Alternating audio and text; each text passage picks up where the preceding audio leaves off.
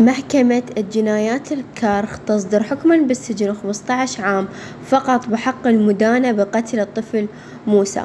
ضجت مواقع التواصل الاجتماعي بمحاكمة المدانة بقتل الطفل موسى، وردوا المشاهير ردود غاضبة وبطعن بهذا الحكم.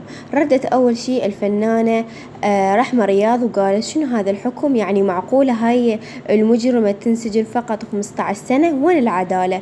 هذا الحكم مرفوض ولازم كنا نكون لنا موقف. وكذلك رد مصمم كأس آسيا وكأس العالم قرار صادم 15 سنة فقط لمجرمة قتلت بدم بارد طفل بعمر الورد. وين العدالة؟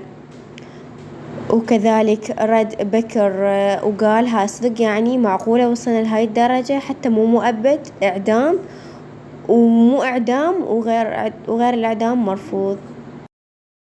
وكذلك هند نزار قالت قرار غير عادل وظالم، تستحق الإعدام، عدالة الله لا تغيب. وكذلك رد الزوج رحمة رياض وقال عن قضية موسى نتحدث بوقتها أصبحت الأولى في الرأي العام والدولة والتحقيقات، ووجهت بكل حق، لكن نتفاجأ بالحكم 15 سنة بحق قاتلة القاتلة. يعني هذا ظلم بحد ذاته، للأسف حكم غير عادل.